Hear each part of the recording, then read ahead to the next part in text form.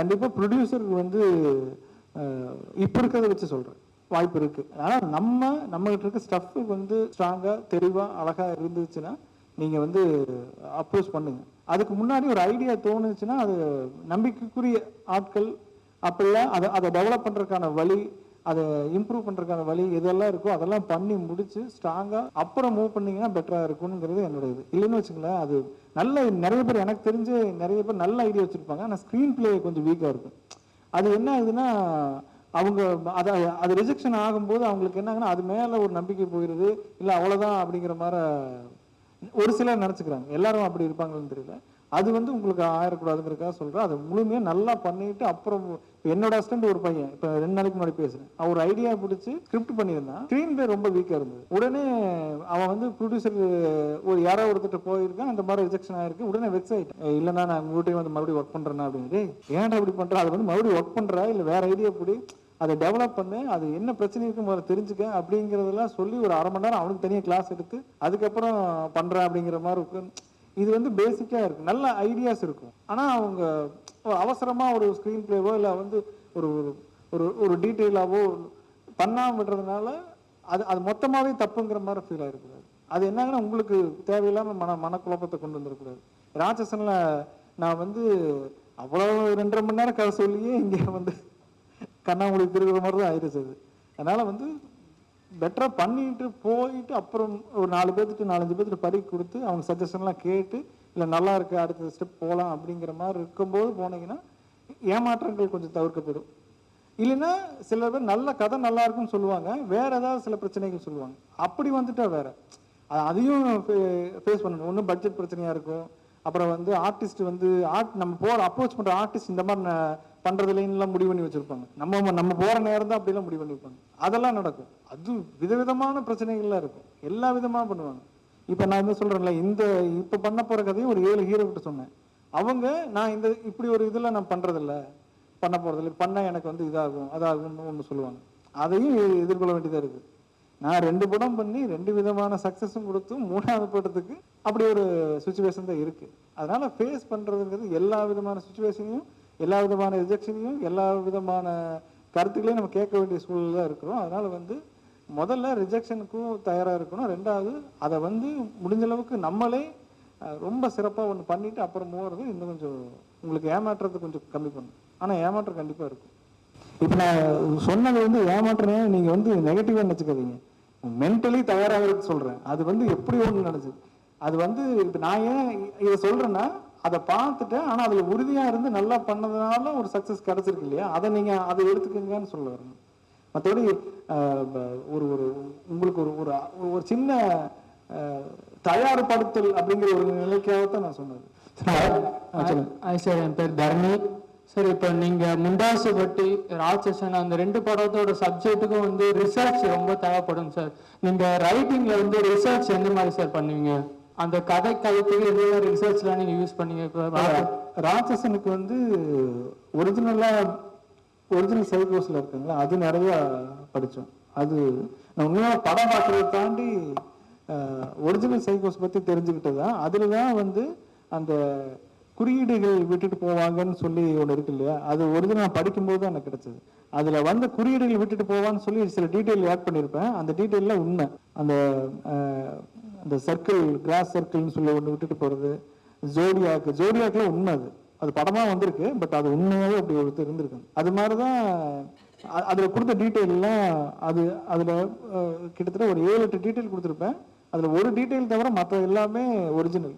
ஒரு டீட்டெயில் மட்டும் நான் கற்பனையாக ஒன்று அவன் வந்து உடஞ்ச சிலுவையை பயன்படுத்துவான்னு சொல்லியிருப்பேன். அது சும்மா நான் வந்து ஆட் பண்ணது. அது மற்றபடி அதில் எல்லாமே உண்மைதான். அதனால் அந்த டீட்டெயில் தான் ஆடியன்ஸ் வந்து அதுக்குள்ள ஒரு சின்ன கியூரியாசிட்டி கிரியேட் பண்ணும். அது ரொம்ப அவசியம்.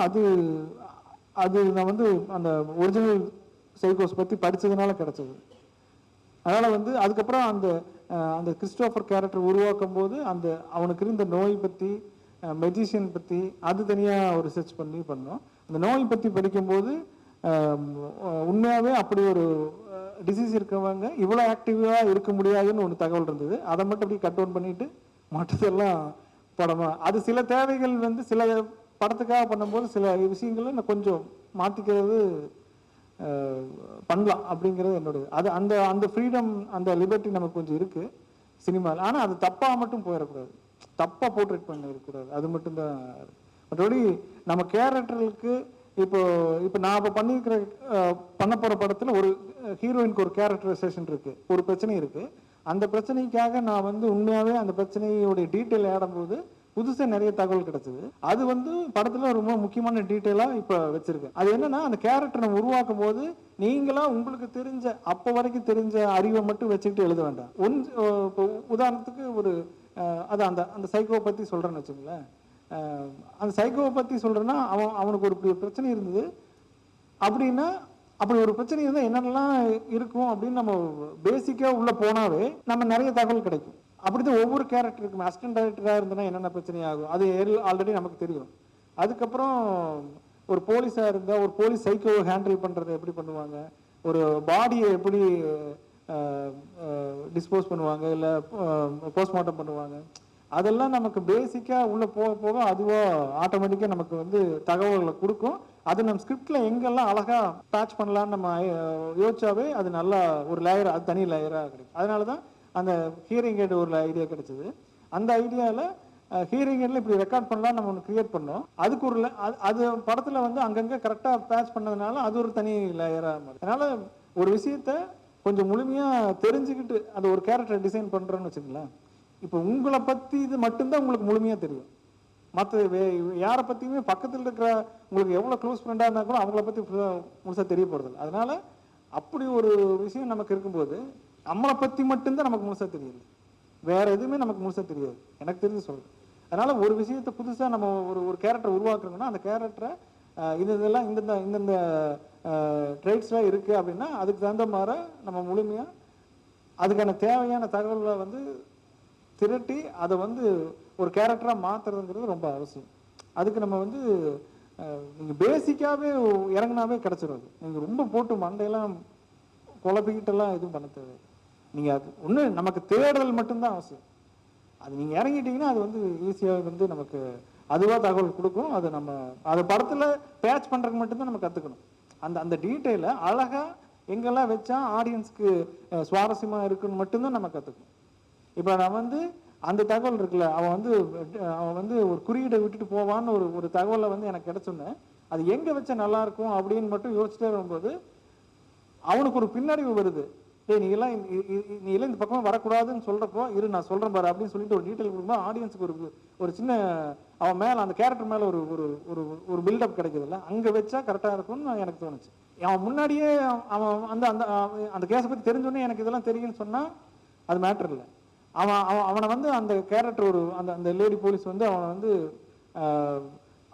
நீ வந்து இதுக்கு ஆக மாட்டே அப்படின்னு சொல்லிட்டு போய் சிகரெட் வாங்கிட்டு வான்னு சொல்லும் போது அதுக்கு அந்த மாதிரி அந்த பொண்ணு அவங்க வந்து அந்த அந்த ஹீரோ ட்ரீட் பண்ணும்போது அப்போ அவன் சொன்னால் கரெக்டாக இருக்கும்னு எனக்கு ஃபீல் ஆச்சு. அப்படி சொல்லும் போது ஆடியன்ஸுக்கு அந்த கேரக்டர் மேலேயும் சரி அந்த சீன் மேலேயும் ஒரு ஒரு ஒரு கியூரியாசிட்டியோ ஒரு பில்டப்போ கிடைக்கும். அது நமக்கு என்னென்னா கிடைக்கிற தகவலை எங்கே பேட்ச் பண்ணுறோம் எங்கே வைக்கிறோங்கிறது மட்டும் நம்ம கற்றுக்கிட்டா போதும். அது மட்டும் நம்ம நிறைய பேசும்போது நிறைய யோசிக்கும் போது சீக்கிரம் திருப்தியாக இருக்கக்கூடாது. சரி ஓகே இந்த தகவல் இங்கே வச்சாச்சு போதும்பா அப்படின்னு நினைக்கக்கூடாது. இது எப்படிலாம் சுவாரஸ்யப்படுத்துறதுங்கிற மட்டும்தான் நமக்கு தேவை. அதுக்கு கொஞ்சம் நம்ம பேசுறதுல யோசிக்கிறதுல அப்புறம் வந்து ஏதாவது நம்ம இது சார்ந்த படங்கள் பார்க்கும்போது கிடைக்கிற ஒரு இன்ஸ்பைரிங்கான விஷயங்கள்ல நம்ம தெரிஞ்சுக்கலாம். அதனால் வந்து டீட்டெயில் வந்து நம்ம நீங்கள் பண்ணணும்னு நினச்சாவே போதும். அதுக்கு தேடும் போது அதுவாக நிறைய விஷயங்கள் கொடுக்கும். அதை நம்ம எங்கெங்கெல்லாம் வைக்கணும்னு ஒரு கிளான்ஸ் யோசிச்சோம்னா அது கரெக்டாக இருக்கும்.